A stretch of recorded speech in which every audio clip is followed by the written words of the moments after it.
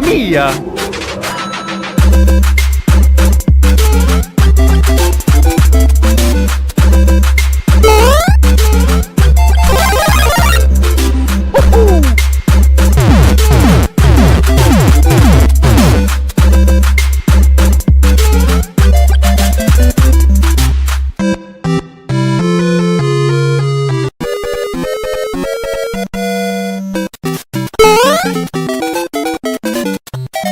Mamma mia! Huh?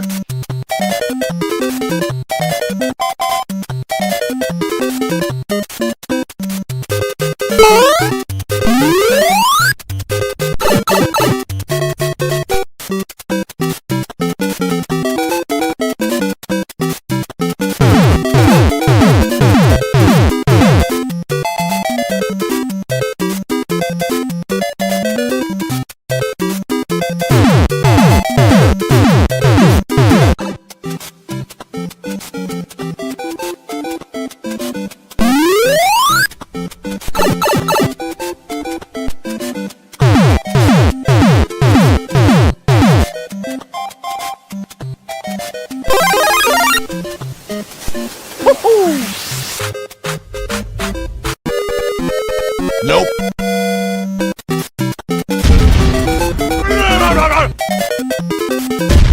Nope.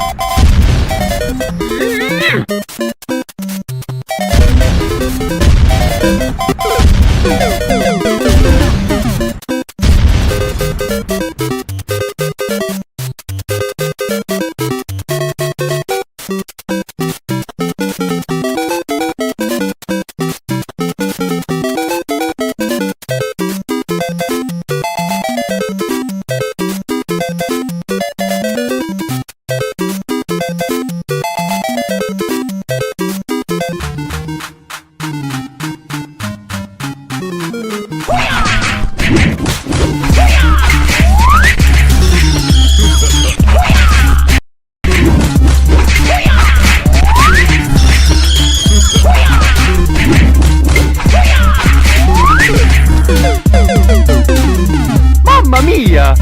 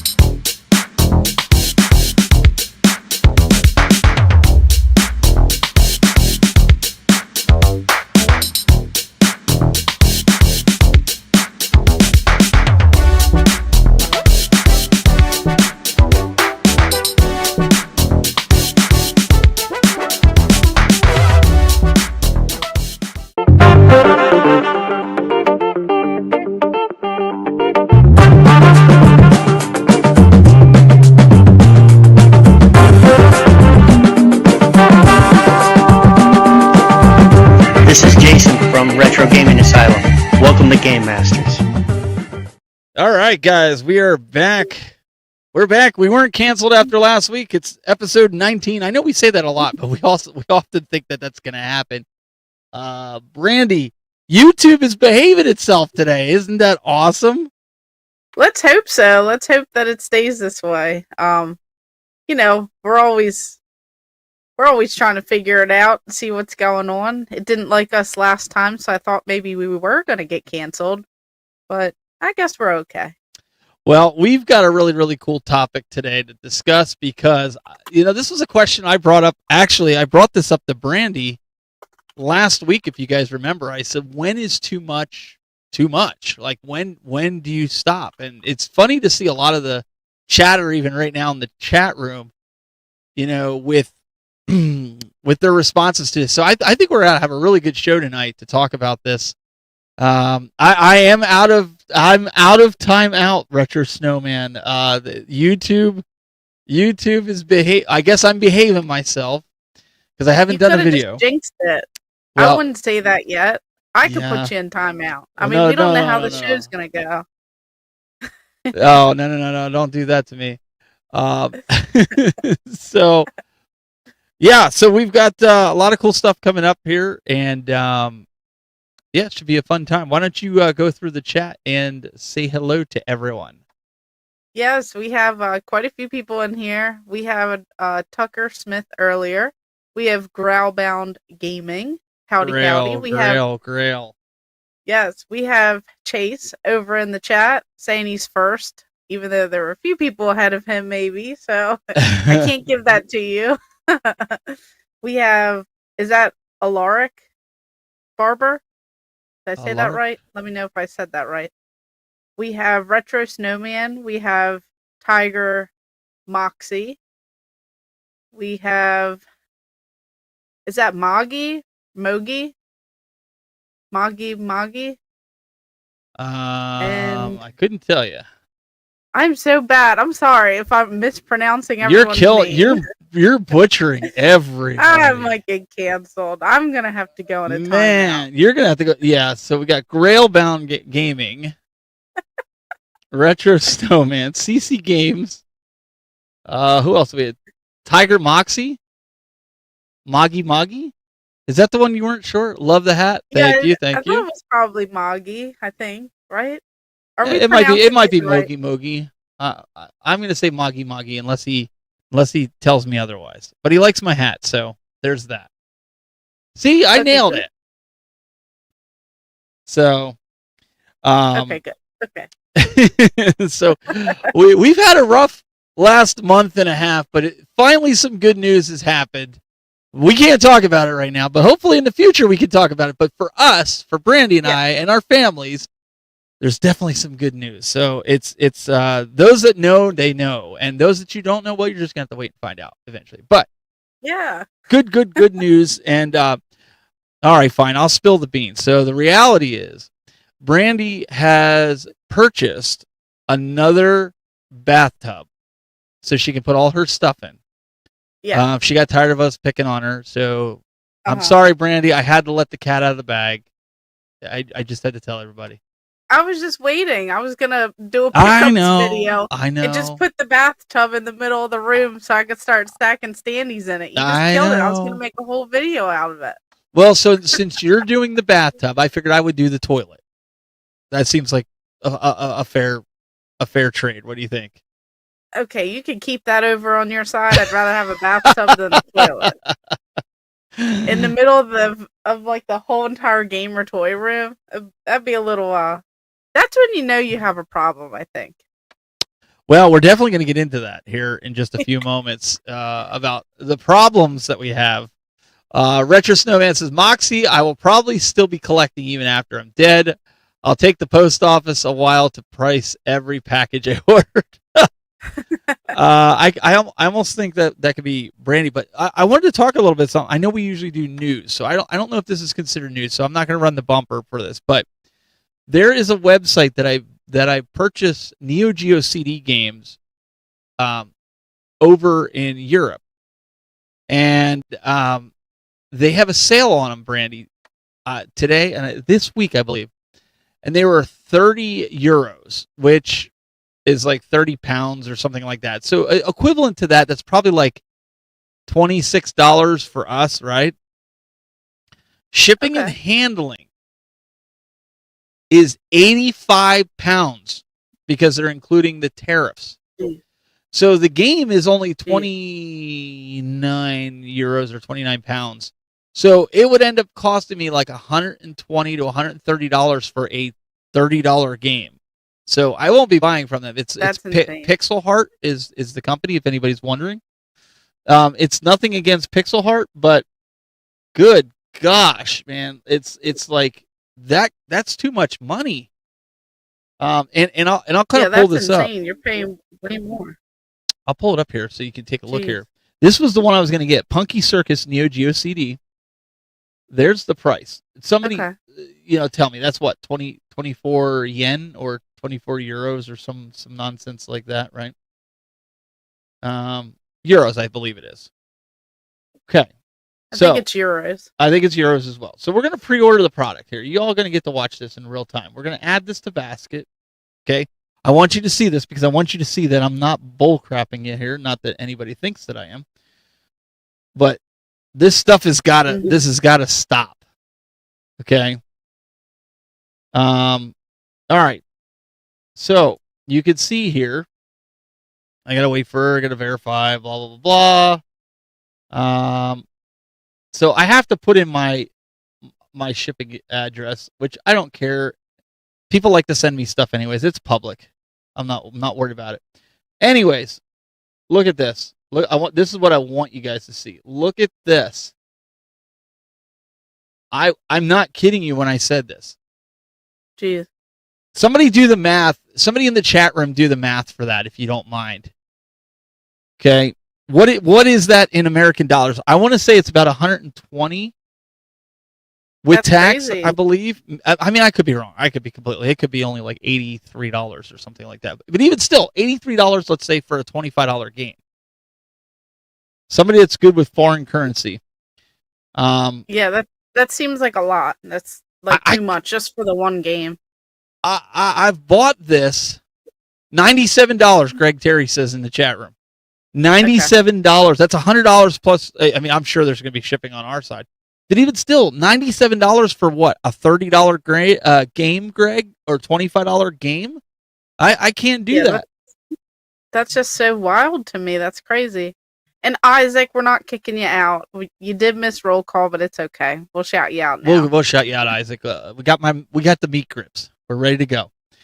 I bought a couple games from these guys, and Brandy, I think it was only like $10 shipping before to buy from Pixel Heart because I like their stuff. Well, you missed your chance.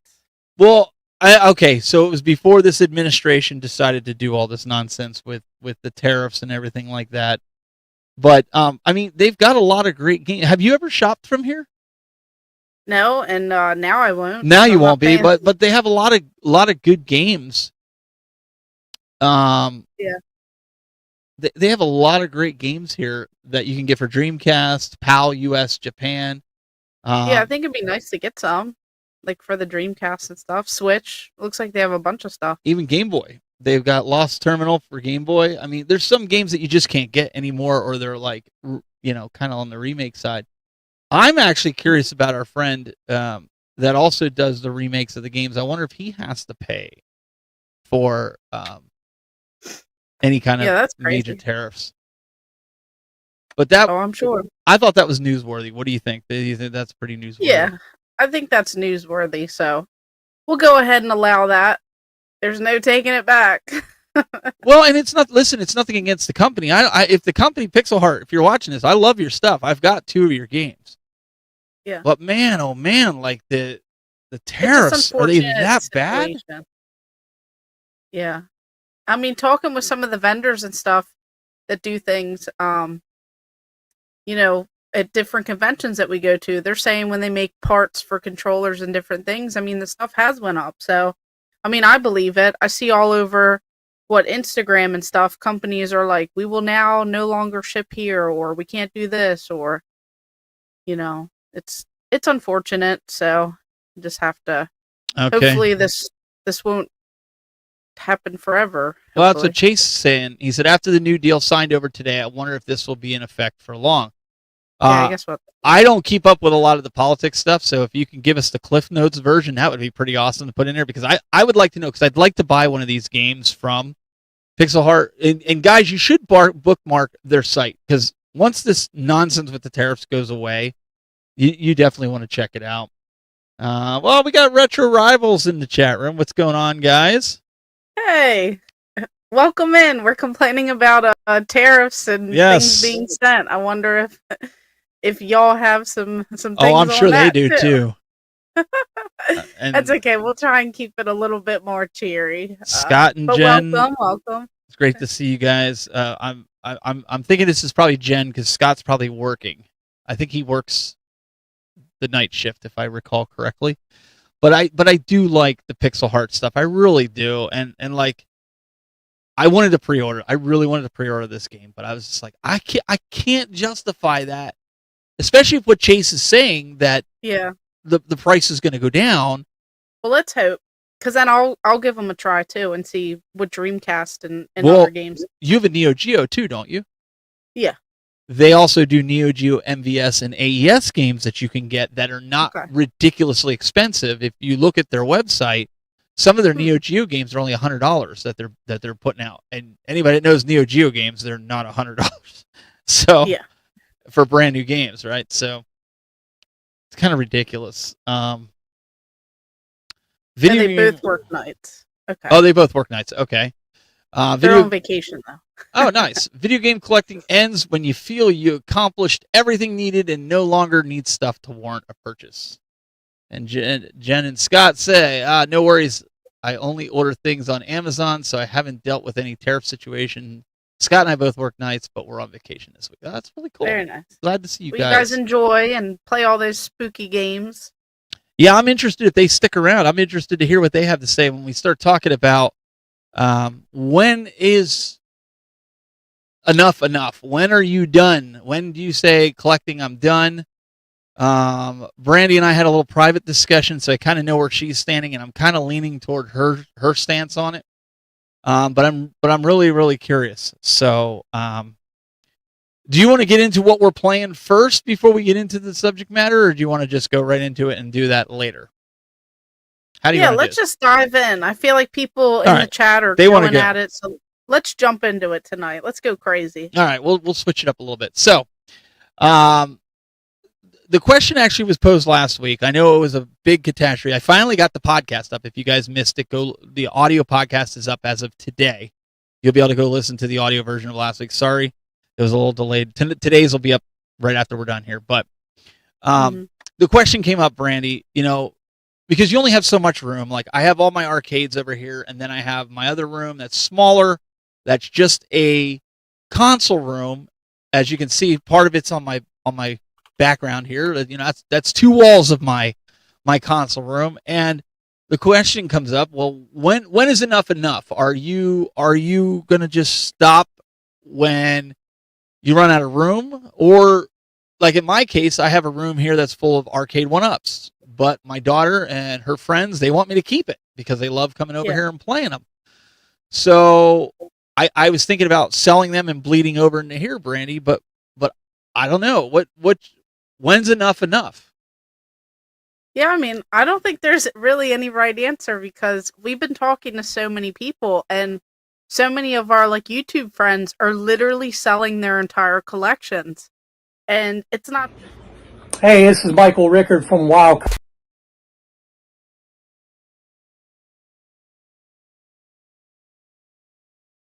Like Phoenix Resale, he's came out, he's bought quite a few collections. We've seen a ton of other people who were saying that they're working on getting their collections out of their house. It's taking over everything. They just don't feel that same spark. They have things going on with their families. They have life situations happen. They no longer have that joy for the stuff. And then I have people in my comments all the time saying, you will have nothing or less and be happy. Like, people say that all the time. I don't know if anyone else gets those comments, but it's, if you think about it, when you run out of space, I mean, I always feel like there's more space, even though it seems like I'm out of space. So I don't want to say that that's my answer. I've debated, because some of you guys that have watched some of my home arcade stuff back in the past, I've showed you how I stuff boxes inside of the arcade 1-ups, to store inside, Brandy, as extra room, because the bodies are empty. There's no electronics in it, right?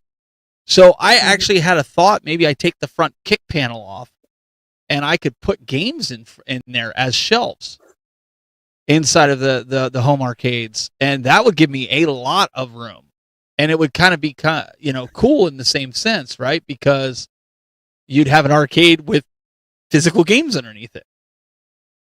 So I did kick that idea around. But a lot of people, it seems like they are downsizing. But do you think that there's so many people that have gotten into this space, they enjoyed it for so long, and now they just want to do something different. They just don't have that passion anymore to go around and collect, or they just don't feel the need to collect anymore. Maybe they want to try new things. Retro Rival says, the way I see it with collecting, there's no end for me, and I won't run out of room because as I play games on my backlog, there's definitely ones that I won't keep. We're constantly paring down. So they're ones that they get rid of games instead of just kind of keeping them in their collection and just kind of adding to what they already have. Yeah, and kind of like what they're doing too. Like, what a lot of people are saying is they're kind of honing in and focusing on their collection. Like, so many people are getting rid of the fluff and they're keeping, those quality titles, the stuff that they want to play, and they're keeping like good quality stuff that they enjoy. They're getting rid of like the crap stuff that they don't want to play. And a lot of people, are doing that same thing. It's kind of like you're shifting your focus. Mm-hmm. So instead of buying anything and everything, like when I started collecting, I was buying anything and everything. Like, I would see an Atari and a couple hundred games, or I would see this or that, and I would buy all that stuff because it was so cheap. Well, nowadays I'm kind of like honing in on like different things. So it's kind of like I'm shifting my focus at times where I want, some stuff that eventually I'd rather enjoy, or like the displays, to go in the bathtub where I put all my standees at. And good place for them.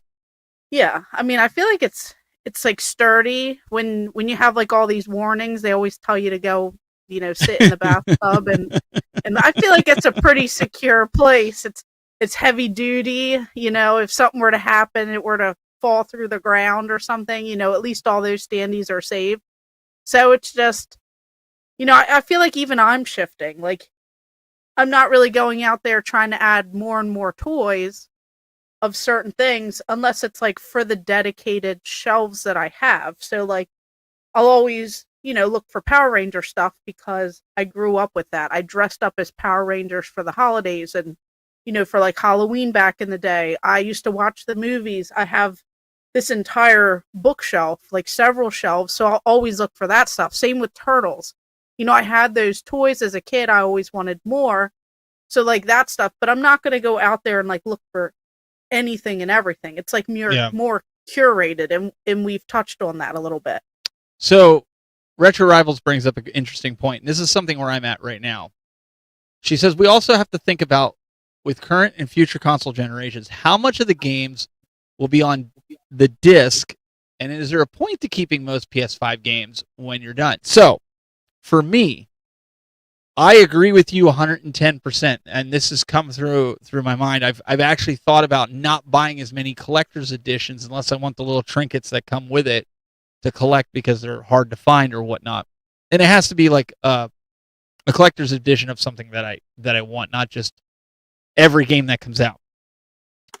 But I'm finding myself more and more going after the physical cartridge-based games in my collection, Brandy, as you know, especially the Japanese. And you're going to see from some of my pickups this week when we get to that point, I'm focusing in a lot of the physical discs that you don't need servers to play these games. You don't need updates. You just pop the cartridge in and it plays. And Brandy, I think more and more, if you asked me today, if somebody came up to me and said, I will buy your Xbox Series X and all your Xbox games, or trade you your Xbox and all your Xbox games and everything that you have for the Series X for a Neo Geo, I would do it in a heartbeat. You would, like, I wouldn't even care. I wouldn't even miss it, to be quite honest with you, because I would prefer the Neo Geo because it's cartridge based and there's no updates to it. So for me, I guess the curation that I'm doing is I'm buying the games that I want to play now that I play with my friends on the PS5 and the Switch.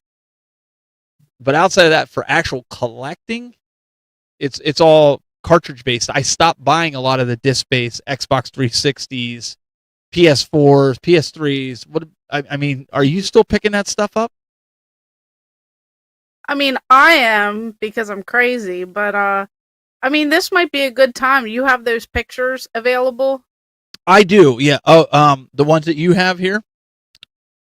Yeah. Let's pull I that mean, up. that might be a good time.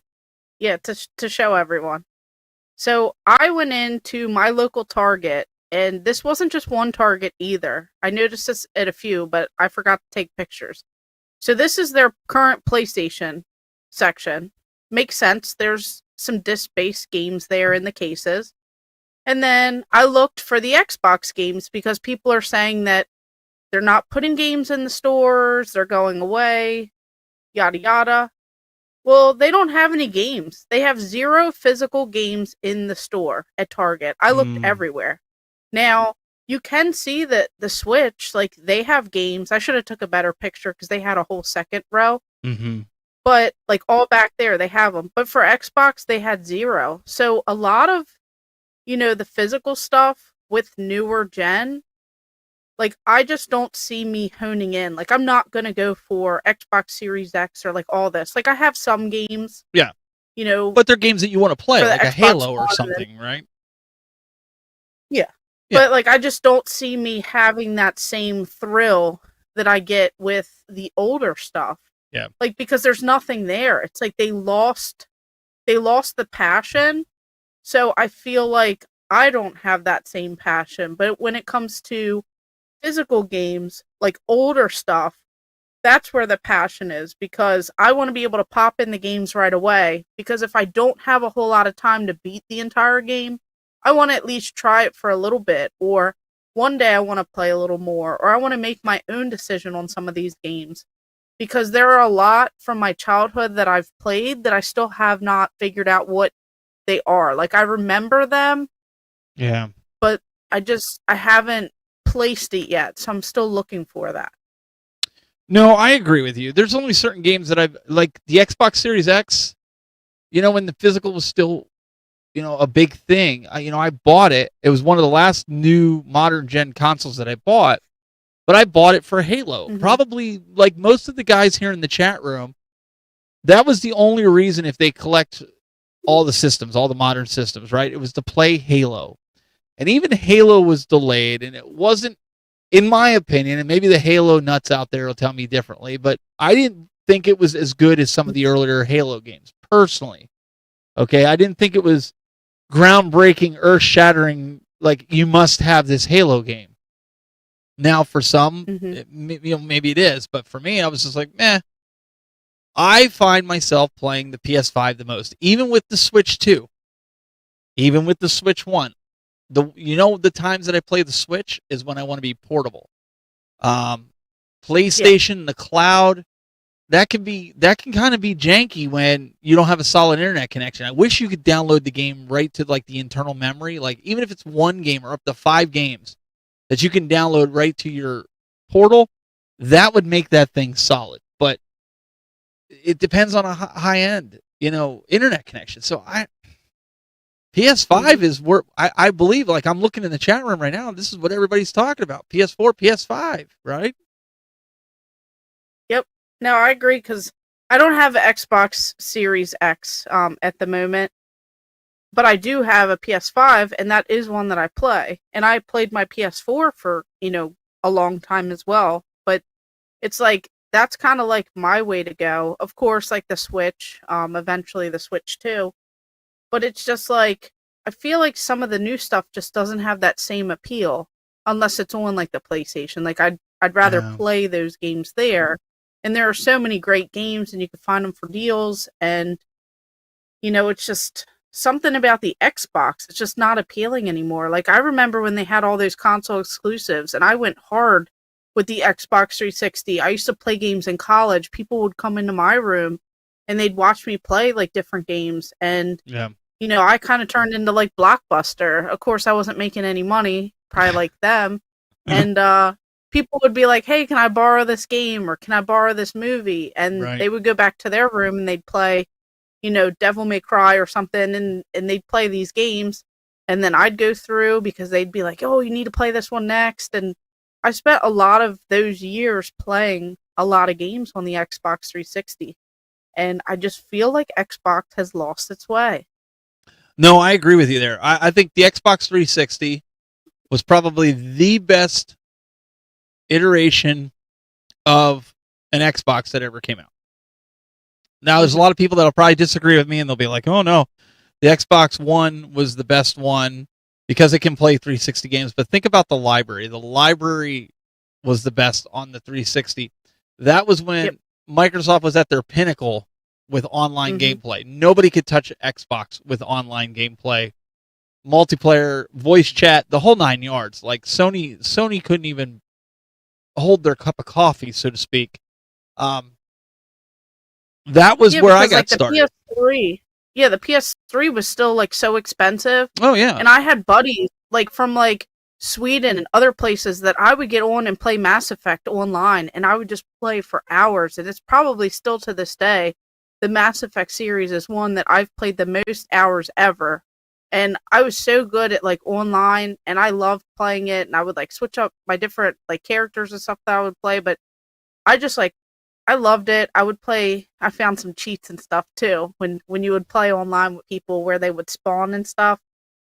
There are some like ways, but it was just so much fun. You'd create these communities, then you'd try different games together, and that was like a time to be alive when it comes to online gameplay and just building friends, building these teams, these communities. And I feel like nowadays, anytime I get online somewhere, it's like kids beating me at Call of Duty or something, and they're just like cussing the whole time. So it's like, it's not that same fun that, I used to have in the Xbox 360 era. Well, and I think that is something that I remember because when I was in college, the 360 was huge. Halo came out. Everybody was doing LAN parties. We all played Halo multiplayer. We played Call of Duty. Modern Warfare 2 was the best Call of Duty that was out. And then when Ghosts came out, or everybody was on it. But Modern Warfare 2 is what I remember playing like I play Fortnite with my kids these days. Jason says even Halo 3 Xbox 360 area, that it really was peak Xbox. If you think about your favorite band that's out there, you could probably pinpoint a time that band hit its pinnacle and then it started drifting down, right? I hate to say it, and the Sony ponies are going to get mad at me, but I'm going to say it right now. Hey! Even though they like the PlayStation 2, the PlayStation 5 is probably PlayStation's pinnacle. It's all going to be downhill from here. I can't see them. Even I think it was Sony's one of the engineers or one of their marketing guys came out and said like they've hit the plateau as far as what graphics can do without going into augmented reality and virtual reality and all this stuff. Like what you see is what you're getting. They can make the chips faster, and you can get a little bit more frames per second, but your naked eye is not going to be able to see it anyways. Yeah. Like I feel like the PlayStation 5 is at its pinnacle. Right? I don't think we're going to see something that's groundbreaking and earth-shattering from it. Xbox unfortunately hit that pinnacle earlier, and they sold so many games. Now, it's debatable, and the Switch people are going to get mad at me. The Nintendo people are going to get mad at me. I'm trying to hate on everybody equally here. But I think... I know. What's going on? We're about to all get canceled because of you. Listen, you tell me if I'm wrong, though. I think that the Switch was Nintendo's pinnacle. They tried to ride off with a Switch 2 to try to get a little bit more of that pinnacle, but I have a feeling the Switch 2 is kind of on that downgrade because they haven't really done anything with the Switch 2 that's made people in this chat room go, I need this. Even you haven't said that either. One. Right. Yeah, my birthday's this weekend, and I don't even know if I want one yet, Yeah, you guys can make sure you sing happy 40th birthday to Brandy. She's hitting the big 40. She's finally reaching that old person criteria. I'm not as old as y'all. I'm still in my 30s, my prime, not even middle yet. So don't wait. So you're turning 34. You might as well say you're 40. You just might as well. Well, you're already halfway there. You round up as you get older. That's what you do. You round up. Dang, you just destination switch. You see, I knew you were gonna get some people gone from this. Well, I you knew know it. you know what it actually is. You know what it actually is. Him and I. I'm just gonna say it like this since we're live, Marcus. You know the reason why I said that, right? You know it's because you know. That's all I gotta say. He'll know. Happy 43rd birthday! Wow, 43rd. wow, hitting 43. She don't look no 40. Well, I'm kidding, appreciate it. guys. Thanks. I don't want to look 40. Hey, I'm in my 30s, hey. okay. All right, Retro Rivals say. Retro Rivals go. I agree with you on both accounts at the Tech Buzz. I might even give the pinnacle to PS4 over PS5. Ooh, okay, all right. Yeah. Between the two, there hasn't been a PS4 big is probably leap. one of the greatest. Yeah. The only reason I'm giving PS5 that, because I will partially agree with them on this.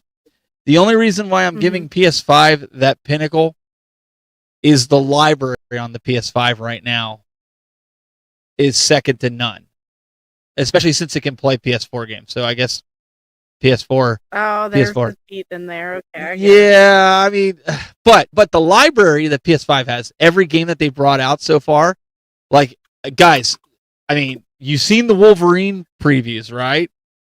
I mean, Brandy, even you, I was calling for that to be the game of the year, and that's not even out yet. Yeah, I mean, it just looks spectacular. That's why you said it, because that's going to be your favorite game. Well, no, you got Spider-Man. Well, wait a second. You got the Spider-Man games. They all are fantastic. You've got a lot of great games that are out there. But I guess if you want to look at specs, the PS4 really did have the PS4 had a very nice library. The only thing I didn't like with the PS4 was the PS4 VR. That made me nauseous. I have it, but it made me nauseous. So I'll go with that.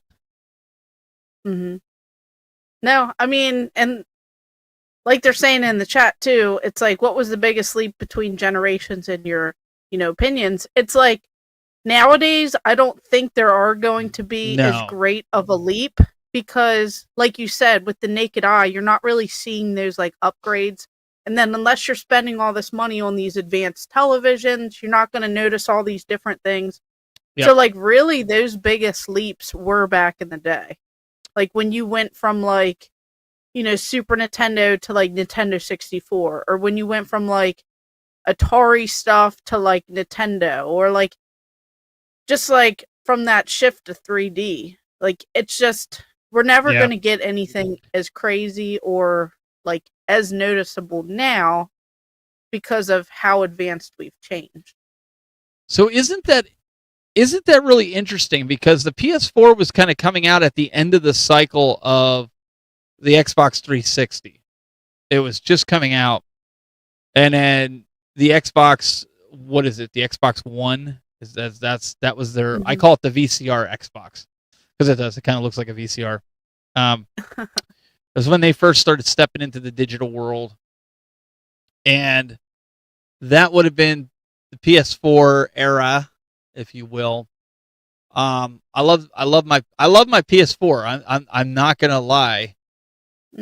The thing that I see with the PS4 is there was a huge difference between the PS4 and the PS4 Pro, where I don't see a huge difference between the PS5 and the PS5 Pro. And somebody else in the chat room, tell me I'm wrong. Convince me that I'm wrong. And that's okay if I'm wrong, but I'm saying convince me that the PS5 Pro is worth every dollar. I know we're talking about when to stop collecting, but this, I think understanding where we're at in the timeline of video games is going to help for that, because let's talk about this for a second. I'm not into preserving everything. Like I have my favorite things and whatnot. Brandy, you're a different collector. You and John Hancock are into preservation in the sense of you want to try to get as much stuff as you can to preserve it, where not a lot of collectors think like that. Not a lot of collectors' mindset is like that. We collect the things that we want, the things that we find nostalgic, or the brand or company that we find nostalgic. But for you, did you find yourself slacking after the Xbox 360 and PS4 during that crunch where things started getting more expensive? Did you stop collecting for them? I think what shifted with me around that time were the collector's editions. I stopped going out there and shelling out so much money on collector's editions because it's like I can't justify spending like $200+ every game for that. Like I can't do that. Unless they have like a cool bobblehead or something now, but it's like I couldn't keep doing that, so I noticed that I was waiting because I wasn't playing some of those games right when they came out, and there's still quite a few that I haven't played that I want to play.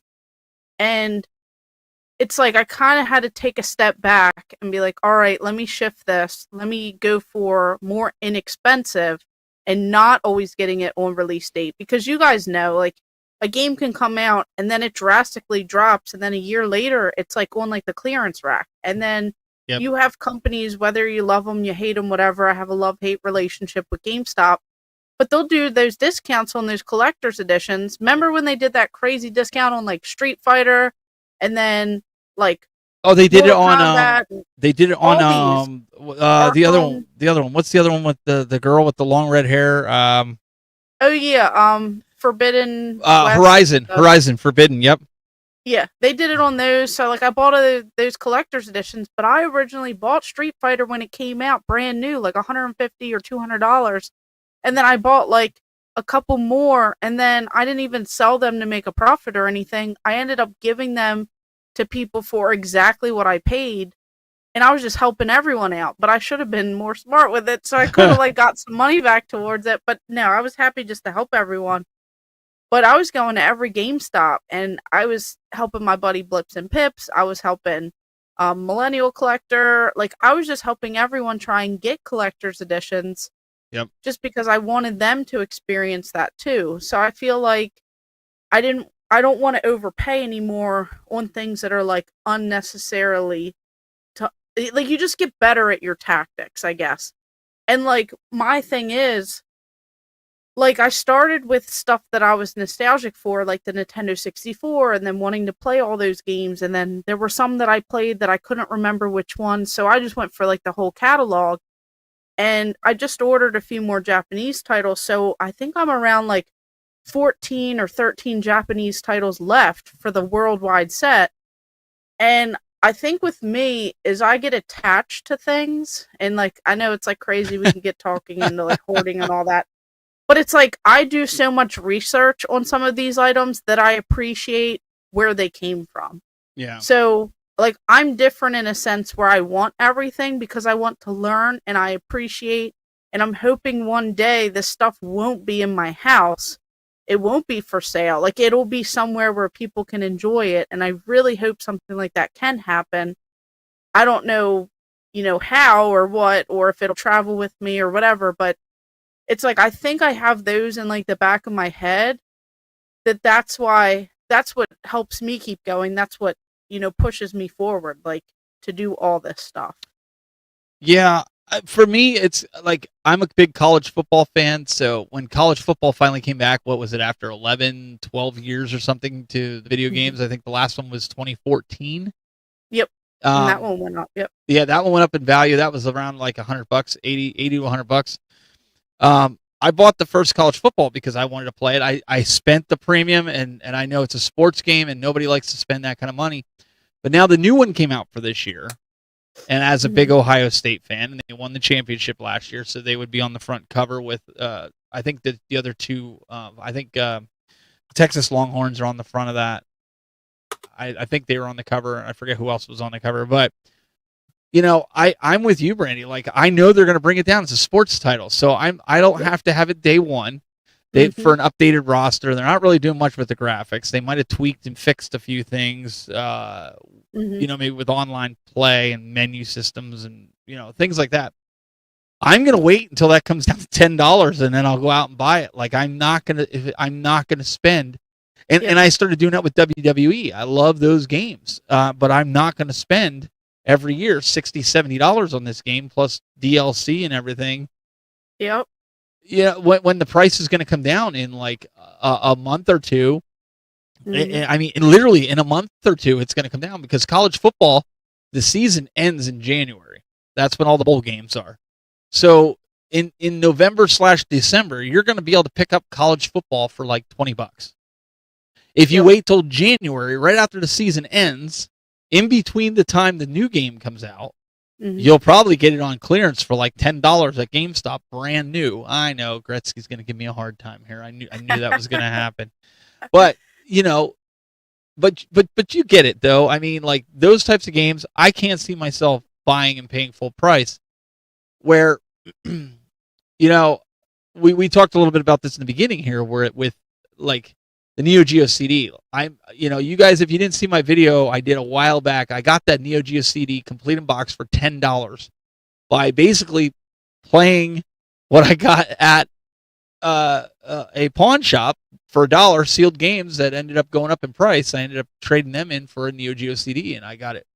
But I'm not like Neo Ness and trying to collect for the Neo Geo. Everything. No, yeah, I want to collect for the Neo Geo, but I want to play the games, right? So I've been doing, I've been buying, games that like we talked about from Pixel Heart.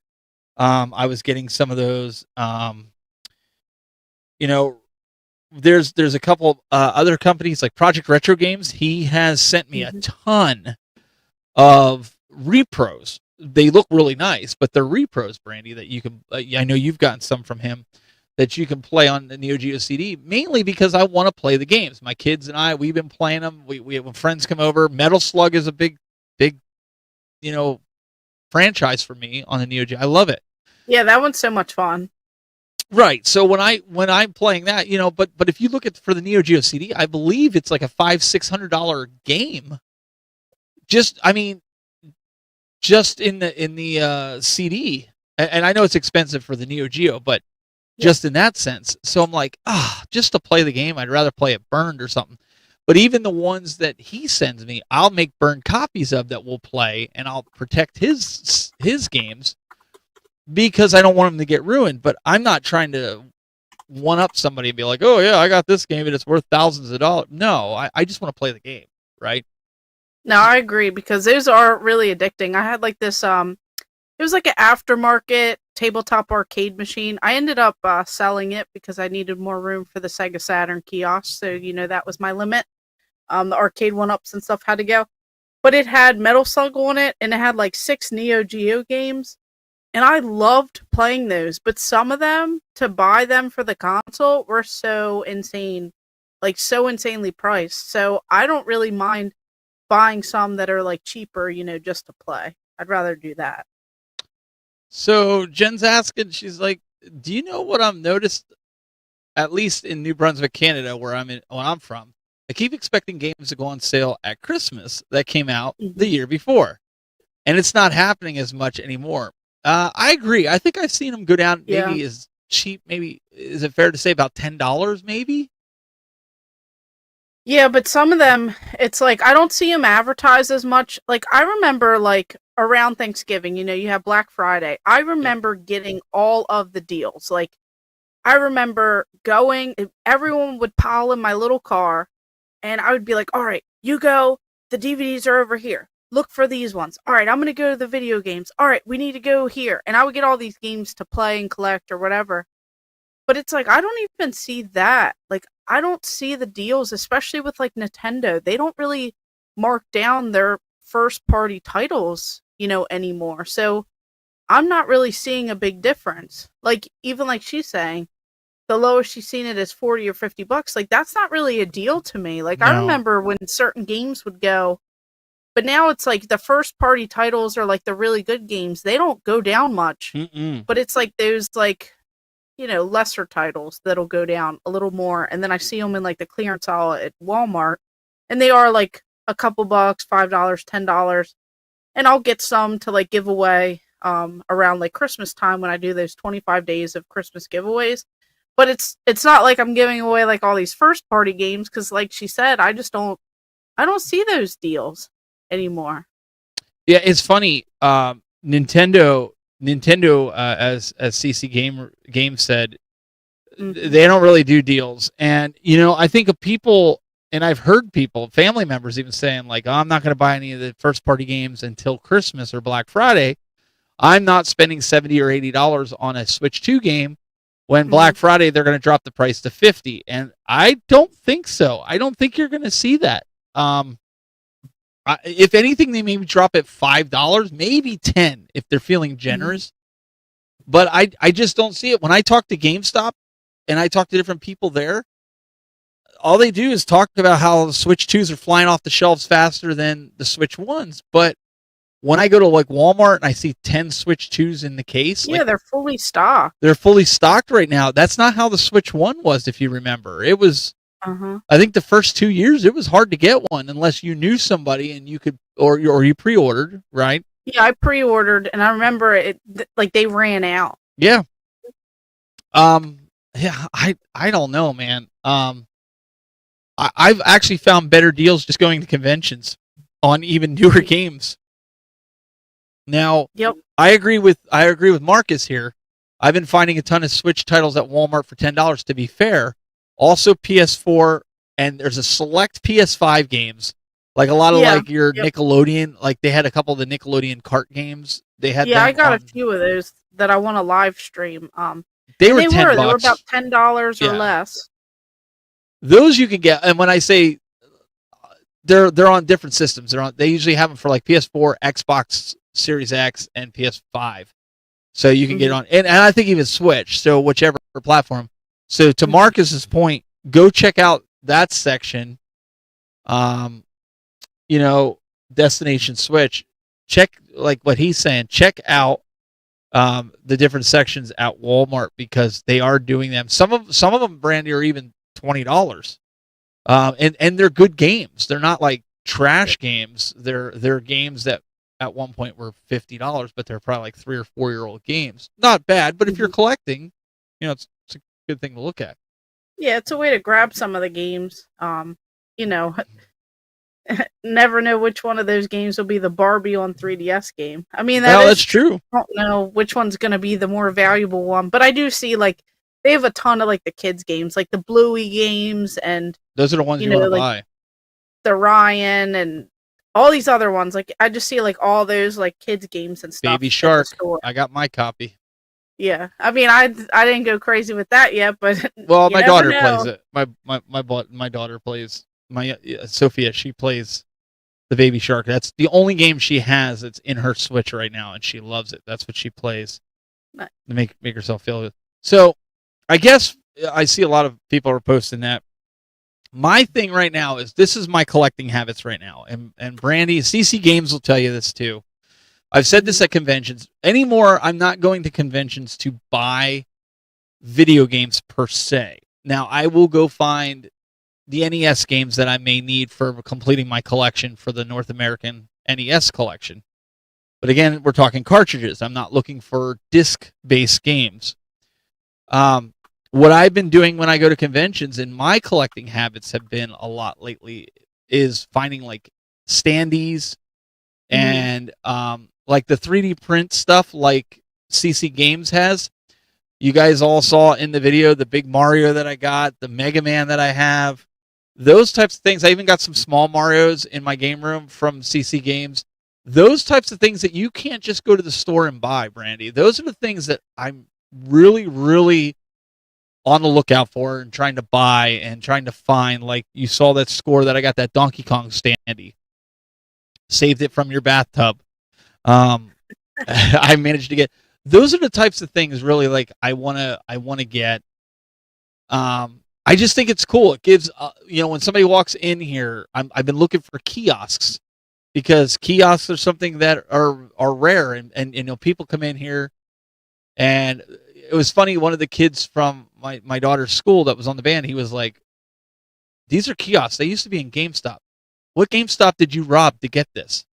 That because that's the only GameStops had this stuff. Like, people can't just get this type of stuff. So I think as games start going to just disc only downloads and stuff, you're going to see these things are going to go up in value. I think the kiosks, Yeah. they're only going I to think, become like, more and more rare. Yeah, like the older stuff. Like I know we Yes. talked about retro gaming, is that going to die, this and that, but like I think people will find more interest. It's going to come in waves and it's going to go and it's going to come in waves and all that, but it's like I think more of these conventions are the future. I think people are Mhm. going to turn it into a whole experience, and then that hype of the experience will kind of like drive some of this. Like we talk to so many kids at these conventions and they're just like, oh yeah, I have a Nintendo, or my dad got me into this, and I collect Dreamcast, and I do this and I do that. And that's like the thing, like these conventions are getting people, into not just like hanging out with their friends and all that, but like they're getting into things that maybe they don't see everywhere. Like when I go to conventions, I don't want to buy a sports title or whatever that I see at every single store. I want to go for the weird standee that I'm just going to throw in the bathtub, or the PlayStation banner that I'm just going to throw on the ground for 3 weeks, or Yeah. like, now I'm looking for bobbleheads, and now I'm looking for like weird little things, and then trying to go for the full sets and stuff too. But I'm not going to overpay or overspend. I want to find it under price charting. I want to make the deals, and I'm going to go for that. So it's kind of like Well, I and just like I look into all that. that's a good point. And my wife was just texting me, and she said, some of the kids thought the kiosks were the actual game systems. They were like, what version of PS4 is this, or PS3? Like they thought that was like some form of, they thought it was like some kind of old school gaming system. Like some that weren't familiar with the PS4 or the PS3 because they just didn't have them. They're familiar with the Switch. They just got a Switch. And I thought that was kind of interesting. Like some of the ones that have been around that I talked to, you heard the one guy, he was like, oh, his dad had a Nintendo. So he was very familiar with cartridge-based systems. Yep. But for them to come in and see like, oh, this is a kiosk. And I explained to them, like when I was a kid, my parents, we would go, there was a store called Clover. I don't know if you had that down where you're at, but it was called Clover. And Is it a grocery store? No, it was kind of like a Kohl's or a Target. It was like a Target. That was probably It sounds like is it milk? Yeah, they called it Clover. Clover. Oh, milk? no, it's just called Clover. And they had Hess's. Hess's was kind of like Bonton. And in our mall, that's what they had. They had Clover. And my parents would go in and they would look at all kinds of stuff. My brother and I would beeline it to the video game section because they had all the TVs up above on the. Do you remember that, where they had all the games right in front of you in the glass skin? Yeah. And then they had the TVs above you, and then somehow they ran the wires down and they had them into the little hand grips at the bottom. So you stood there and looked up on it. Went back in the day of the Nintendo, Super Nintendo, Sega. We would go right down the line while my parents would shop. We would sit there playing games. That was when they let you, and there would be tons of kids there. So you'd be playing Mortal Kombat. You'd be playing each other. It was like being in an arcade. Nobody was getting into trouble. They didn't care if you sat there and played. Meanwhile, the parents are all walking around shopping. The kids today don't know what that's like. That's what we did all the time. And then that was, you go to KB Toys. KB had the same thing. We'd go in there, especially if the parents were walking the mall. I had to explain this to these kids that came over, with my daughter. They didn't understand. They're like, wait, you could play video games in a shopping mall, in a store? I was like, man, I said just about every good mall had an arcade in it. Are you kidding me? Like that's probably like, what what's we did. a mall? Well, we didn't have Amazon back in the day, right? This is arcade? what we did. It's not Dave and Buster's or Round One or Right. What's an arcade? I know it sounds funny, like this. Our whole community that's here, our chatters that are here, they're just like I can't believe it. But honestly, like this is what these kids, they had no idea, but they were here. And like for some of the kids to say, Brandy, like they never even heard of Rampage. Like that was one they had no idea. Shocking.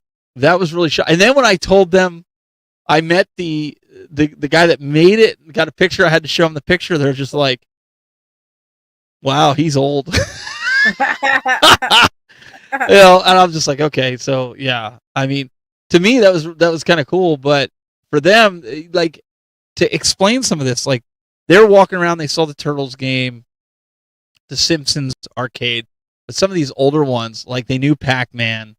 It's just funny because we grew up in the era where you played video games while your parents shopped, or we went to a bowling alley and it cost you $0.25 to play WrestleFest. Like that was like one of my favorite games to play at the bowling alley was WrestleFest.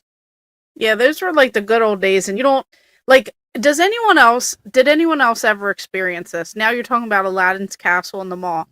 We had an arcade at our mall, and I'm pretty sure it was that, but they literally had an overnight event where you brought your sleeping bags. Yep. And you could stay the night at the arcade, and your parents would drop you off. You'd sign a little permission slip saying it was okay that you stayed there, and no one really slept. Everyone just played video games and arcade games in that arcade.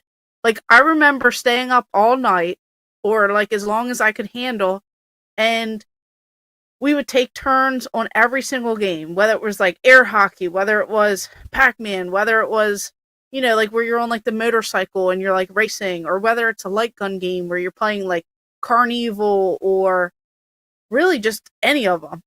And I remember those days. And do you do you remember the days pulling up here this comment here from Tim Keller? Do you remember playing Donkey Kong or Pac-Man at Pizza Hut? I do. That was the first time I ever played Donkey Kong, was at a Pizza Hut when they had the Book It. Do you remember the Book It? Where you got the little pin, and if you read so many books in a month, you get a star, and then when you filled up your pin for the month, you could get a free personal pan pizza. And we would go in and we would play that while they were making our pizza. We would play, like I would play Donkey Kong and Miss Pac-Man. Those were the two games that I remember they had. And I think they had Galaga toward the end. Yeah, we had a few at our like Skateland, like skating ring. Like there were arcades there, and I remember doing that. Like, yeah, I'd be skating and I'd be having a good time, but I remember just like they had a lot of light gun games, and me and my brother, we would just like start playing. We had our skates on, you know. It was like quite the experience trying to learn how to balance and all that, and actually trying to play the games. But oh yeah, man, Marcus says, I remember Suncoast. So do I. I used to buy all my my manga DVDs when I was into Japanese animation. I used to get them at Suncoast. Man, all right. Before we get into what we're playing this week, how much is too much? Well, I think there's really no answer for this. I think this is an individual answer. I think you pretty much need to know when to call it quits. Like, I've slowed down tremendously on getting just fluff and fillware to try to collect games, only because it's like, oh, it's only $1, so you buy it, right?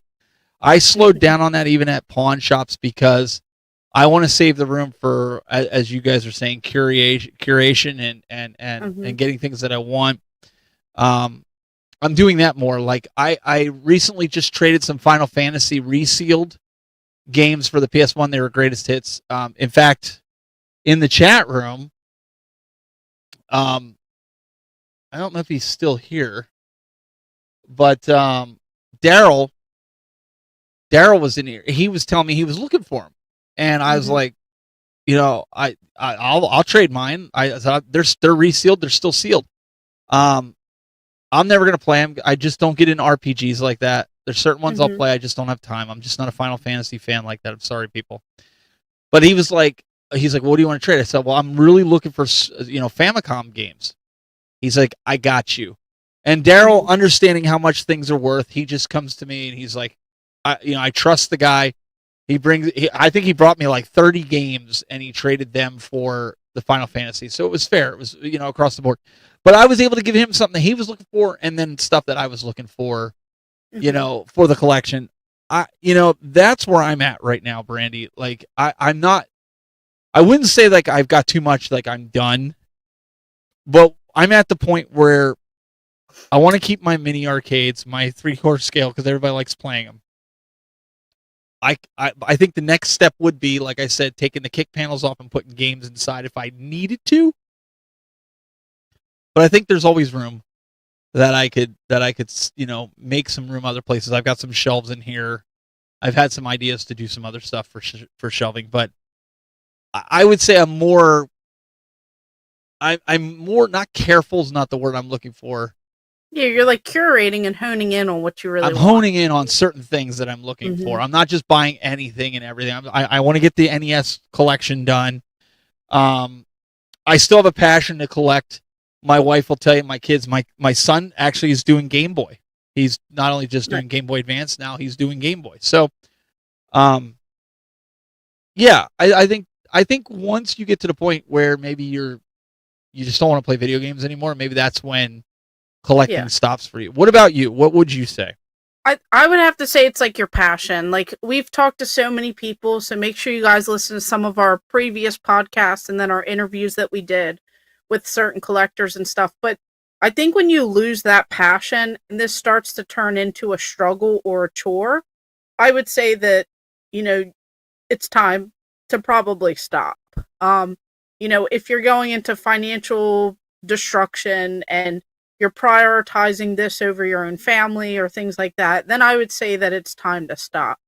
But when it comes to your collection, as long as you're enjoying it, you can afford it, you're like finding those deals and all that, you can always make room. We all joke about the bathtub, but it's like, you can always find space, and it's okay to let things go. If you want to sell your collection or trade games for something else, it's your stuff. You don't have to feel guilty or shame or anything around that. No one on the internet owns you and your stuff. At the end of the day, you have to be confident and enjoy what you have, whether you're playing them, whether you're collecting them, whether you're doing a mix in between. Obviously you want to enjoy and stuff what you have. So it's just, you have to have fun with it. And, like Johnny Graphics is saying, you can always build another house. I mean, maybe not in today's prices, but you can definitely get another bathtub. So it's like, you have to have fun with it. You have to enjoy it. And like any hobby or anything, you don't want it to turn into a burden. So. No, I agree with that. And like my son is so engulfed in video games, and I encourage it. I'm probably one of the few parents that encourage him playing video games, because I know what can come of it. I want to support him. I want him to know that I support him. He actually just recently signed up for esports, and they're going to be playing some different games. I think it starts next week. I'm really curious to see how well he does, because he is very good at a lot of the different games that they're going to be playing. And so for me, it's going to be different, because it's going to be something that, Brandy, that I'm used to the scene. And then to see how that competition is, I don't know a lot about it. Yeah, sorry, I'm in the chat. Oh no, you're fine. I don't know a lot about like the esports, like what goes on with it and how they compete and stuff. Familiar. But that's a step in the right direction, because he's competing. He's going to be really good, and that's a step toward going toward what he wants to do. He wants to be a YouTuber, but he wants to be one of the guys that play video games to do it. Like, he wants to play games online to, do that sort of thing. So, he's taken the steps to do that. Like, he comes and does all the stuff with us when we go to conventions and whatnot. So, I don't know. That's going to be an interesting journey for me, I will say, to watch him, kind of go down that road. And I'll have to report to you guys, maybe get some footage, show you some of the that'd be really cool to see. Esports to be stuff. A part of and kind of see how it is. Because I feel like I don't even know enough about that either. But it sounds like a lot of fun, and it is pretty cool. It's a whole new world from what I saw. But what I want to tell you guys really quick, this holiday season, I don't know if anybody saw this. Randy, did you see these? Oh yeah, I've been looking console for heroes. them. You can get these now on Walmart. They will ship December 1st. I just pulled it up on. They don't have them in store anymore. Like, people. No. They're pre-orders. They're pre-orders. Store. No. They're pre-orders. I don't know how they're finding them in stores. They if you go to Walmart right now and look, they're what they're called. Console heroes. If you look them up on Walmart. Yeah, but there should be some that aren't pre-orders, and people are finding them at like Walmart or Target or something. For I've been $30. looking everywhere. I've been looking as well. There's an actual Sega Genesis that does the console heroes. where it's a full blown Sega Genesis. Let me see if I can find Yeah. the image. But these, and they also brought out the other wave of the action figures. So if you got any of the action Yeah, and I haven't figures, seen those either. I People are saying they're finding them in the store, and the I'm new not. action figures. Oh, I've seen the Axel, and I've got the Eye, and I've got the Wolf from Altered Beast. I've got those. Yeah, there's only like the first wave, but people are saying the second wave they've been finding. You can in order them stores right now. for, like, months now. You can order them right now on Walmart for like $10 each. So, Ugh. yeah, you can I go. wanted to find them in person. Yeah, I want to find them too. This is something I want to get to for Christmas for my son. I think he would enjoy it. He's probably watching right now, and he's gonna be like, "Cool, that's what Dad's gonna get me." Well, we don't know yet, but I think these would be kind of cool. They're just dioramas. They're not anything like you sit and play with, but I think it'd be kind of cool to collect. Yeah, they I come think, in like cool boxes. yeah, for me, I want to get something like this and put it in the game room. I think it would be kind of cool to set up. But this is the Sega one. It's about $40. Don't pay more than this. Yeah, I'm telling you, Johnny. Okay. These are the ones that you definitely want to. So what you want to look for is they are called Console Heroes. Here's an Altered Beast one, I think. And see, these are all saying pre-order, Brandy. Everyone I've seen, I don't know how people are finding them, but everyone I've seen say pre-order. So People are showing pictures of like the little like here's Sonic 2, it's pre-order. like the actual little like here. You'll have to see if you can put it in the chat room. I'm not saying you're wrong. I'm just saying that everyone I've seen Where it's like the whole actual here's display. one like here's a Sonic 2. It says it'll deliver on October 28th or October 30th. This one here, but I think this one. Yeah, there's like a first wave of them that are already out. I haven't found them anywhere in person. Interesting. I'm gonna have to check. They kind of remind me of those like little tiny play sets. So I don't know. Did the action The figures? Mighty Max stuff. There you go. Do the action figures come off, or are they all like? Because dioramas usually you set it and forget it type of thing. Oh, I don't know. I don't know if they're like the little Mighty Max or Polly Pocket. It might like be. I don't know if they're similar to that, but or if they're like stationed. I think they're pretty cool, and like I said, something else for you to collect for your game rooms. But that is something that I'm actively on the lookout for, and if you guys to check some of that stuff out. All right, what we're going to get into now really quick is what we're playing this week. Check it out. Hey, this is Michael Rickard from Wildcard Video Games. You are watching Game Masters on YouTube. Enjoy.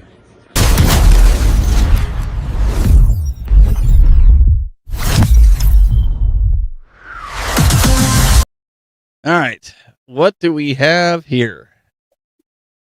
Looks like you're shooting some things. I love this kiosk. Let me tell you, I kept Virtual Cop 2 in the kiosk. So because I have the arcade machine, I haven't really been able to get to the arcade machine because it's in the garage, and I have not converted that yet because of all the holiday decorations and stuff. So I figured I'd go ahead and play it on my Sega Saturn kiosk, and I was playing House of the Dead. I've been playing all these light gun games, and I'm just keeping at it. So I figured I'd go ahead and try again just because it's just something about the kiosks. They're so easy to set up. Like, you literally just plug them in and they just boot right up, and then you're just blasting away. Like, it's so easy. Same with like the Xbox and like the Dreamcast. Like, I could pick up Crazy Taxi anytime and just start going to town. Like, I don't know. It's like these kiosks are just so easy, and I think I like that easy style to it. And I love these light gun games like Virtual Cop 2. They're just always a great time. They're so cheesy, with like the dumb people that get in the way and they just like pop up. You can't shoot at them. You don't want to, whatever. And it's like, I get a little bit better each time that I play. And when I play the arcade, it's like, it's something magical about that. But I'm I'm getting the same feeling by playing with the kiosks. So that's I'm me still waiting just for playing. I did a video as well. I'm still waiting for that Dreamcast, the extra Dreamcast one to show up at my house. Hasn't showed up yet. Oh no. No. Keep waiting on that. Maybe when I get a third one I'll let you know, but so many people want that. It just they go better together. Oh, you know, is that everyone how it needs works? a friend. Is that how it works? Yeah, like if you get one kiosk, yeah, you want another kiosk. So if I found a second Sega Saturn kiosk, I'd probably keep them both because they need a friend. Oh my. So, you know, Uh-huh. that's how it goes. Oh boy. So mine Well, what are you playing? So mine this week is I know you guys are gonna be like, well, he already said he's playing Castlevania, and yeah, this is true. Uh-huh. I said a couple weeks ago I've been playing Castlevania, but this is a different Castlevania. This is believe it or not Castlevania 1, but it's not for the NES, and I'm gonna kind of show you here. Mm-hmm. One of the things with it is that Brandy, it's pretty much the same, except that the graphics look a lot better the way that I'm playing it compared to the original NES, even though they're both 8-bit. It's still Castlevania. It's still, everything is in American. But, and there's a huge but here, okay? I'm going to show you guys in just a brief second here. Let me come back here. But where I was playing it is where we have to take a look here. Let me set this up here, and let me get it like this. And I think I got it. Nope, I got to do this. I'm positioning some stuff here. All right. So right there, I picked up this week. This is part of my pickups, but also like my game of the week, Brandy. Oops, rotating it there the wrong way. This here is You're like a bobblehead. yeah. We can make it a bobblehead like that. With it moving trying around. I'm trying to get it in a good position for you. There we go. All right, so that looks better now. That's what you got to do on the fly. So this is Castlevania 1 and Castlevania 2 for the Famicom disc set, and I don't know if anybody really has seen them.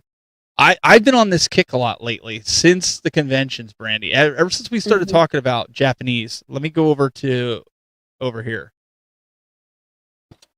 So I have been on this kick, as you guys know. I got it from Jason, but these things are so cool. If you haven't seen them, they're like little floppy disks. Let me open this up here. I just got these actually today. I put it in front of me here. The way it is, it comes in here, and they look like little floppy disks.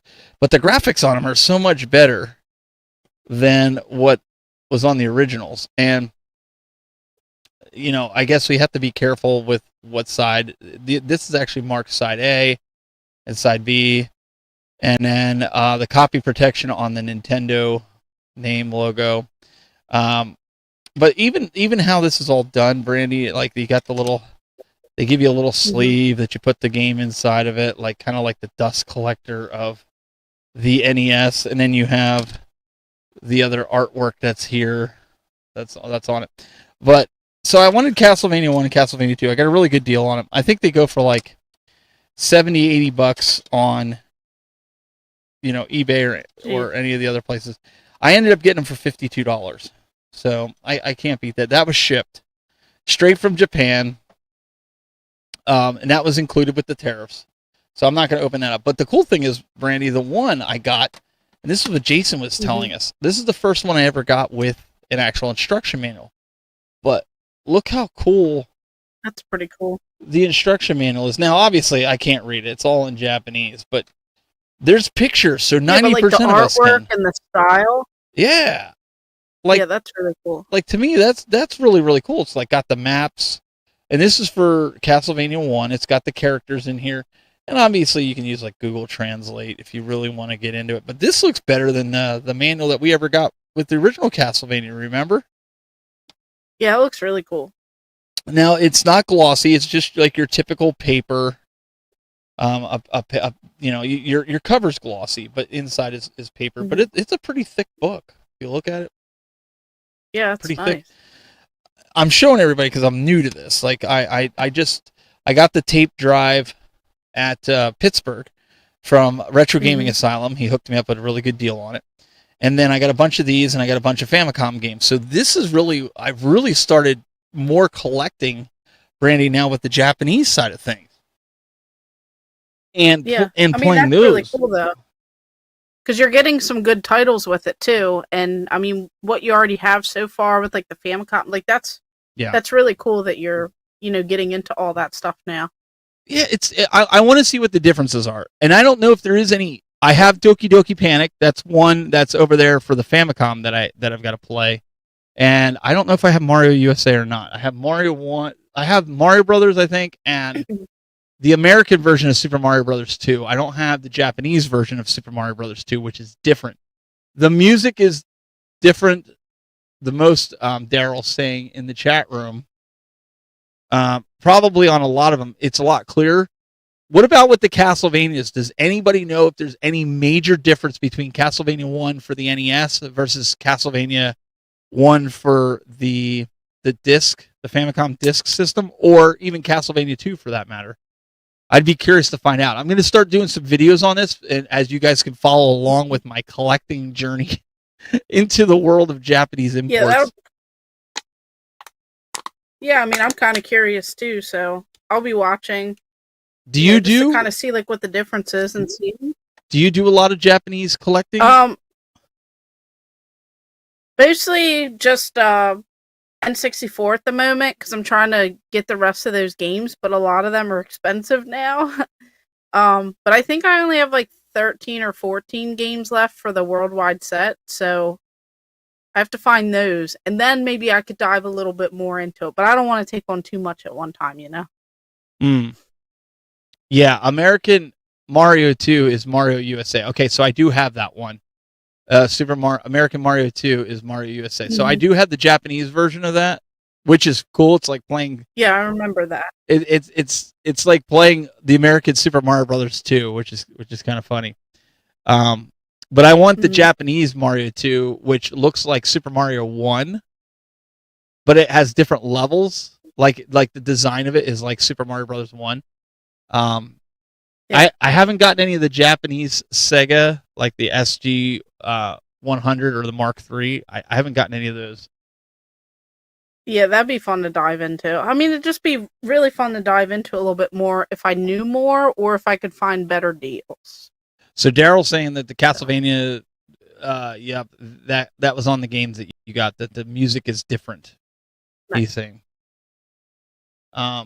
So yeah, I mean, I'm just playing around. I'm checking these out. I want to get some more of the Famicom games, the Japanese, the Super Famicom games, anything Nintendo. That's the Japanese systems that I'm really doing because of the NES going after the complete collection, but also the tape games. I just feel like those are going to be elusive one day. Like, not everybody, like the kids that were here thought it was pretty wild that I had a Japanese system. Like the one kid was like, I know Nintendo, that looks just like it.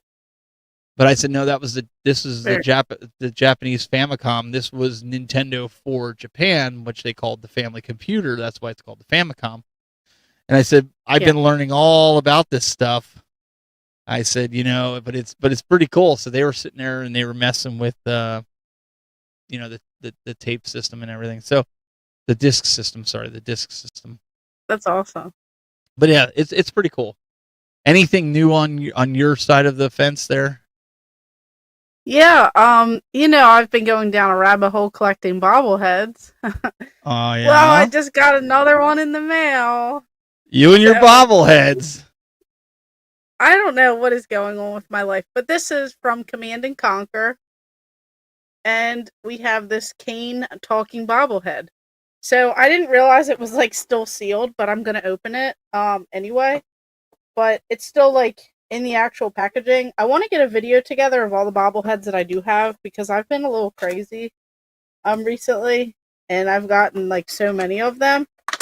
But pretty much it's like a talking one. Now, I don't know if it Oh, now you as I broke it. break it. All right, we're good. Didn't break. So, as I drop everything, but we have this bobblehead. So, another bobblehead. Doesn't really have, like, I guess, like, too much going on with it, but yeah, I wouldn't even know if it works or not, because... Not now, you dropped it. No. It sounded worse than it was. Oh, okay. You just dropped it on the microphone. It sounded worse. Because these ones are, like, durable. So they make, like, two different ones that I'm finding out. They make, like, this, like, harder, like... I don't know if it's, like, ceramic or what. And then they make these, like, real cheap plastic ones. He looks like Stone Cold Steve Austin. And that's the bottom line! As he's wobbling his head back and forth.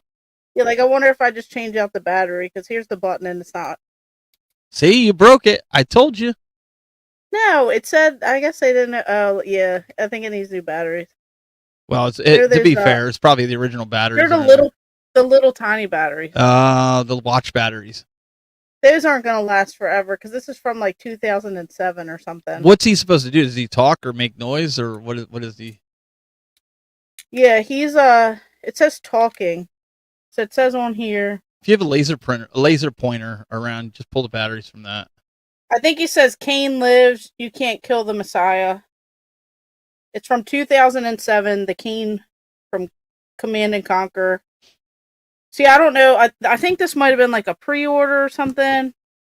See, it says on the top here. Chase wants your duplicates, your doubles, or if you get triples, he says, I'm your guy to buy. Yeah, so I mean, I guess it just like came in this like little plastic thing. Right. Now, I'm sure I'll find some. No, I don't need to. I didn't break it because there's no other ones on there. So even if I did, I don't think that there's any more of him on there. Or there's one from like Canada, but this one was very expensive. I mean, a lot of the ones that I need left, like there is a 4th version of Mega Man, and I have 3 of them, and it never pops up on eBay. So I'm willing to spend whatever on that because I need it. So if you guys have that, that's why I need to make a video on all the bobbleheads. And then there's like a couple different variants of some of the ones that I already have. And then there's so many. Like they made so many different ones for like the Nintendo, the GameCube, like just that era, PlayStation 2. There's so many sports ones. There's so many really just out there. Some are cheaper, some are more expensive. So it's a rabbit hole that I'm going down. And let's see, you're going down to getting some rare things. I don't know if you noticed, I picked up a nice Jaguar hat here from the Atari. Yeah, I do like the hat. The Atari store. I got a t-shirt, and I got to thank my buddy Sean from the PlayStation Ain't Dead podcast. Okay, because I asked him. Sean had this Jaguar logo shirt on when he was on here, and I have never seen an Atari Jaguar shirt since the system was out, 20, 30 years ago. And he was wearing it on the podcast, and I'm like, dude, where did you get that shirt? And he's like, oh, right on Atari's website. Just go on there. So I bought the shirt, and then I bought the hat too. And I'm thinking I'm going to go get a hoodie too. I just love the Jaguar logo. I like the eyes, and it kind of looks, the wording makes it look like it's the mouth. I don't know. It's pretty cool. But you can get the hat. I think it's $20, $22 it might be on Atari's website. They have them right now. You can, if you like my hat, you can go get it.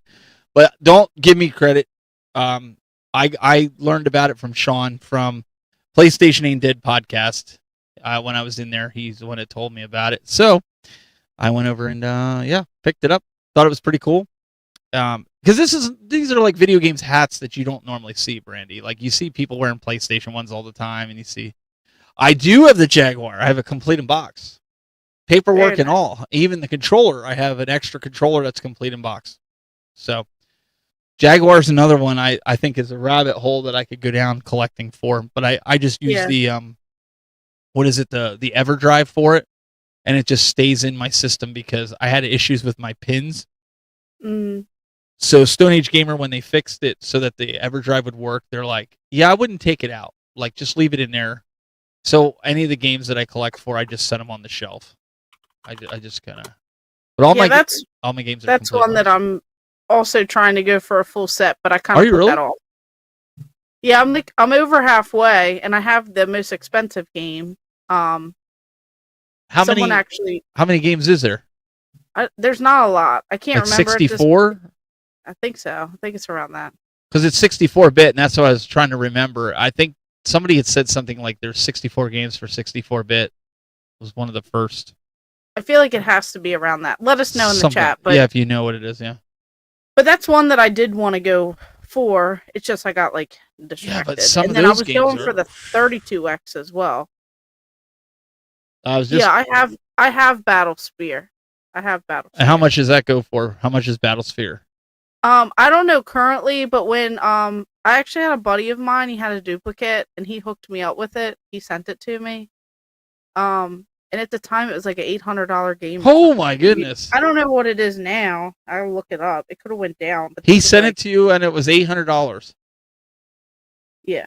Wow. Do you have the CD part? I don't. I don't have the CD drive. I don't even have the CD drive for the TurboGrafx, and that's something else I've been looking for. But if I find it, 541. 541. Yeah, loose. Okay, so it must have went. So down. I mean, it's still up there. So if I get a TurboGrafx CD or a Jaguar CD, it's got to be pristine, recap the whole nine, because those are so pristine. That's another one of my grails. Like at the Turbo Express, the TurboGrafx, my Turbo Express is completely recapped. It's beautiful. You can play it. So the Turbo CD is something else that is on my grail list. I'm sure Johnny Graphics has it, but yeah, it's eluded me. That and the Jaguar CD. Yeah, because even Mundane Designs is saying the Jag is fun system, but the CD drive is hard to find, one that works. And that's what I've been finding too.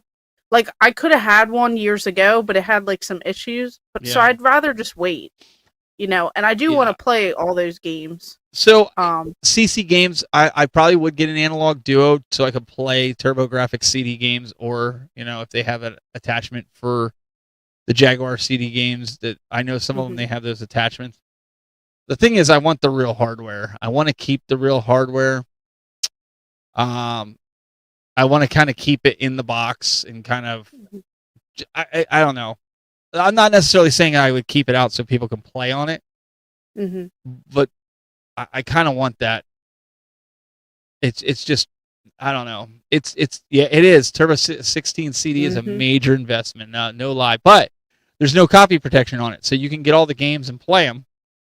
If you didn't want to collect for, like, I think Bonk 3, I don't know what is it called, Bonk's Adventure CD or something like that, but whatever's Airzonk or whatever, Airzonk CD. That game is like mad stupid expensive. Like I think it's like thousands of dollars. I could be wrong, but I last I thought it was. So most people aren't going to go out and buy that, but you can make a copy, you can play the game. I have it on my Turbo Express on the EverDrive, so I play it that way. But I would love to have it. And Johnny Graphics, he was even saying here, Brandy, he's saying, I mean, it's definitely a really cool piece of history.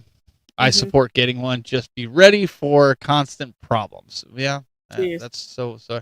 Yeah, Airzonk is. See, I told you, Airzonk's like over, and that's not just the TurboGrafx version. It's also Super Airzonk. That's what it is. Yep. Because there's Airzonk for the TurboGrafx, and then you got Super Airzonk, and it's a stupid expensive game. Yeah, Airzonk is not, but I mean, for a game, it's still $200. It's crazy to see how some of the prices are. That's a system, though, Brandy. I think I would like to collect the complete collection for is TurboGrafx. I don't think there's a lot of games for that either.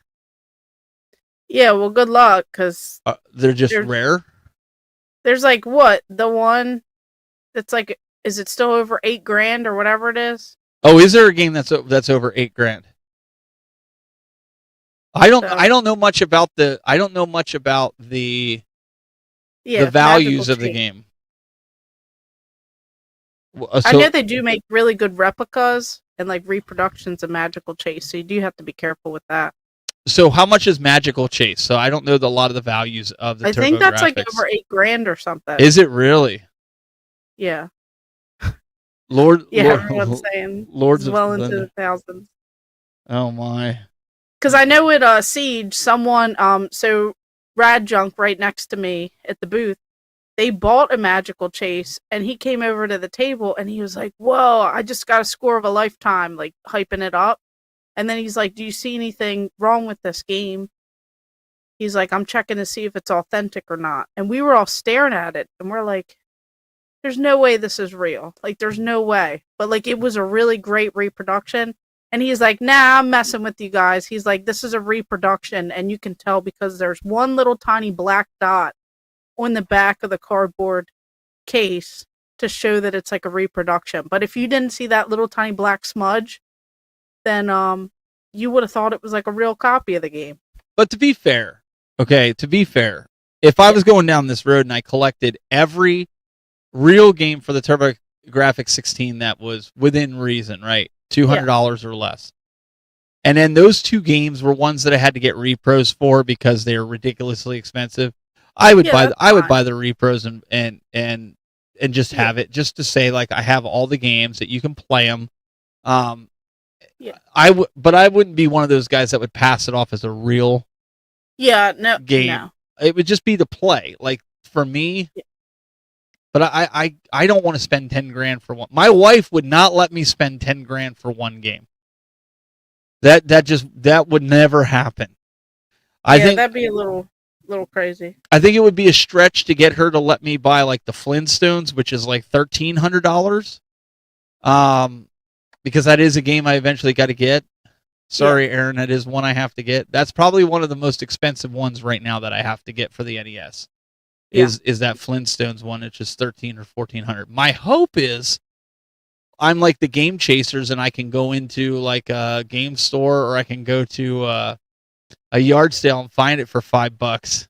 Oh yeah, well, good luck with that. Well, hey, you never know. I mean, that stuff things does happen though. Yeah. Someone said simple. Don't tell your wife. Simple time.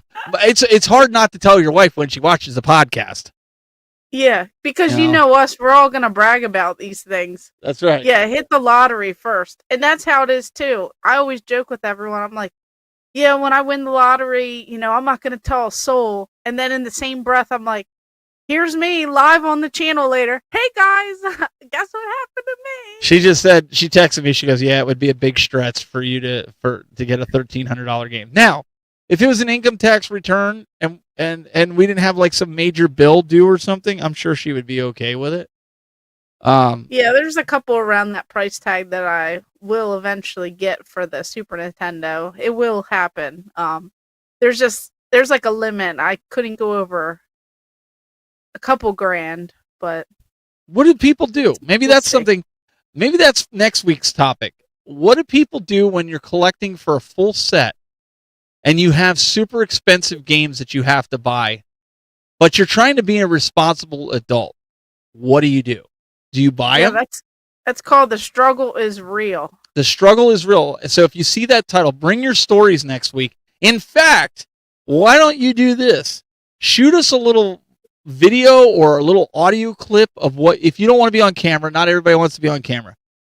Send us an audio clip that you record on your phone. Every phone has an audio thing. We'll put up a picture of your logo or whatever. And tell us a story of you buying a super expensive game and how you didn't get in trouble, or maybe you did get in trouble with your significant other, and how you justified it. And do you still have that game to this day? I think that would be interesting because, Brandy, yeah, we have adult money, but we also have adult responsibilities. It's not like, we can just go out and drop $10,000 on a game. No, yeah. I don't want to.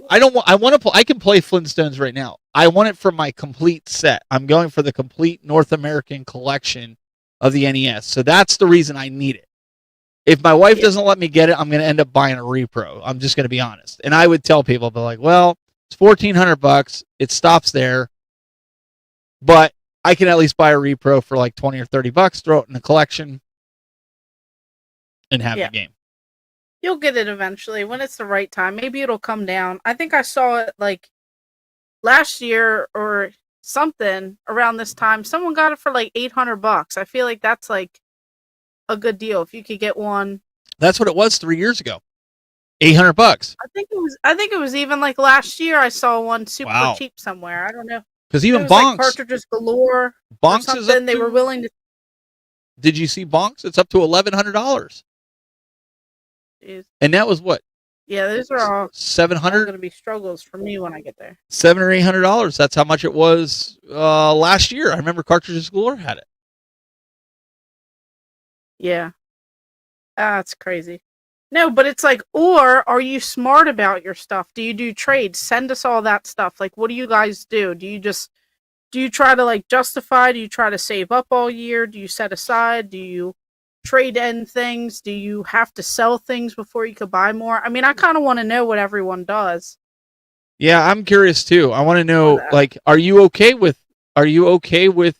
bootlegs to get the full collection so you can have every game, or is it something like that's you can't say that you have a bootleg and say you have the complete collection?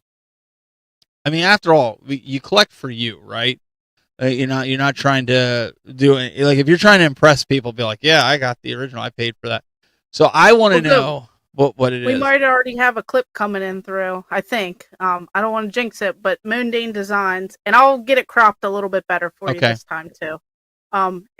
It sounds like he's talking to me currently, so I'll go ahead and grab that off Marco Polo.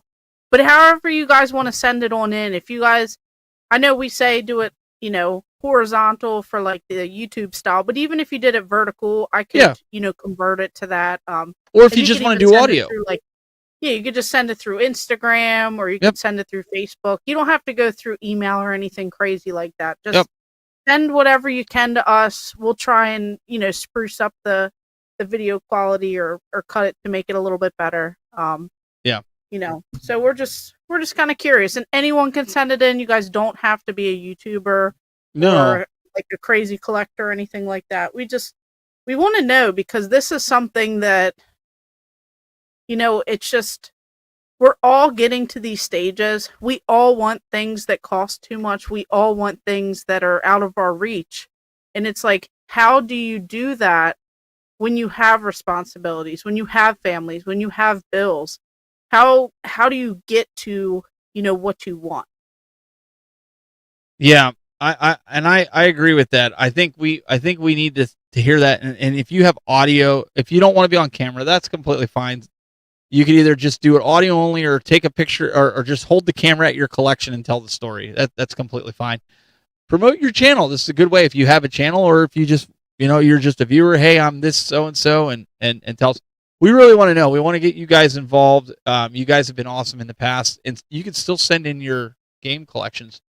But we're gonna leave it on that note for next week. Mm-hmm.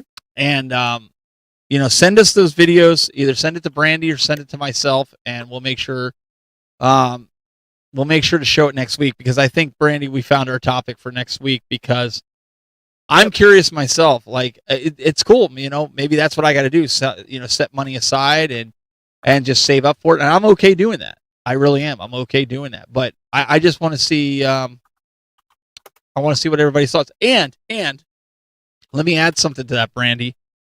Do you just buy any scrappy looking version of the game that you find, or are you like me? If you're going to spend that kind of money on a game, you want the top-notch quality game. It has to be perfect label. It can't be ripped. That, for me, when I'm looking at a higher-end game like that, it has to be good label. So we're curious.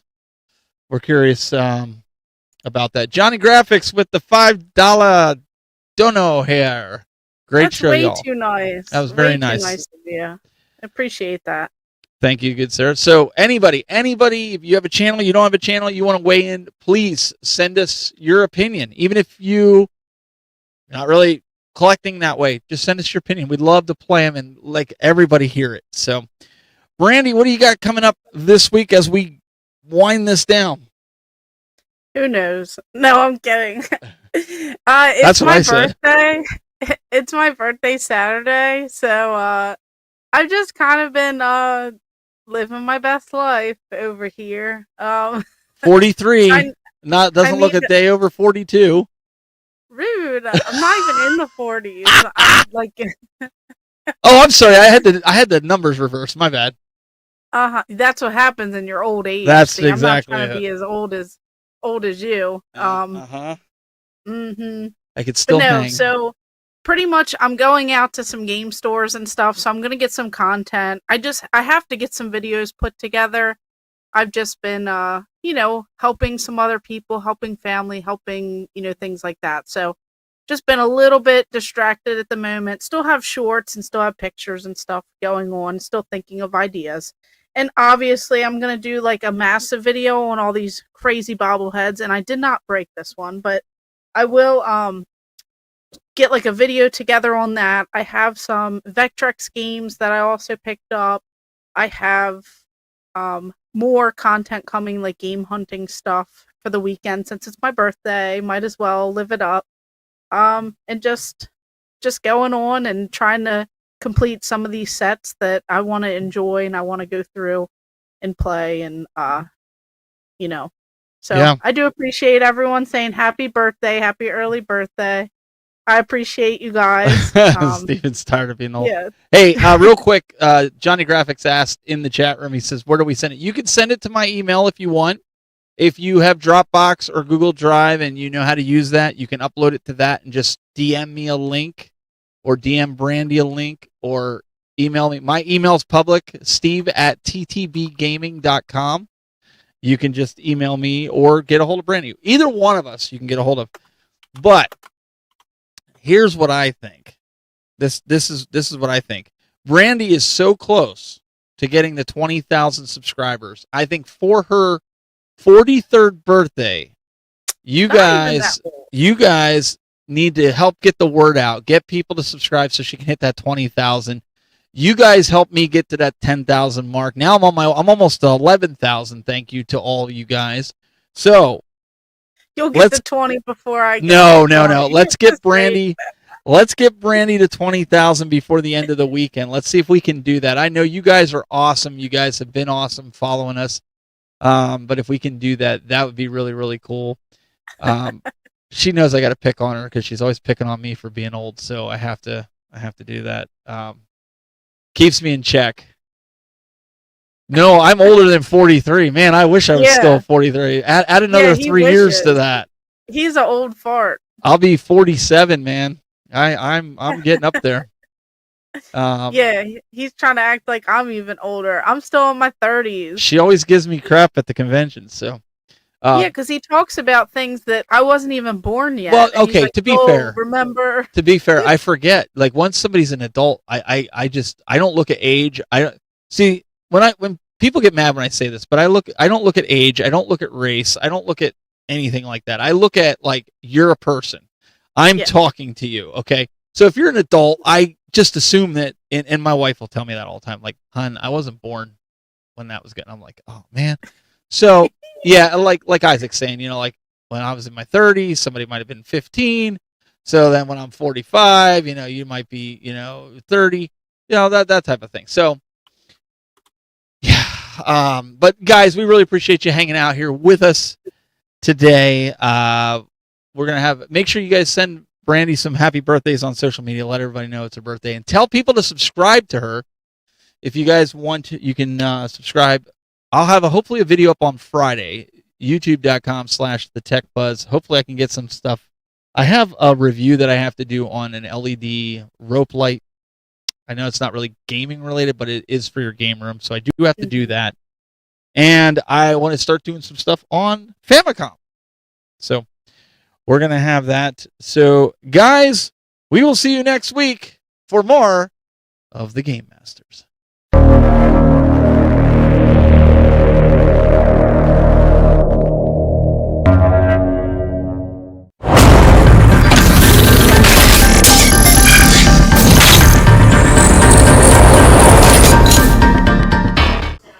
Oh, that was a good show. That was a long show. What are you doing here? The show's over. What are you doing? Go away. What are you doing? Do you see this? Look. What are you doing in there? Why are you here? The show is over. Go home. Go Get away. lost. Oh my gosh. Just in our house? Yeah. Go away.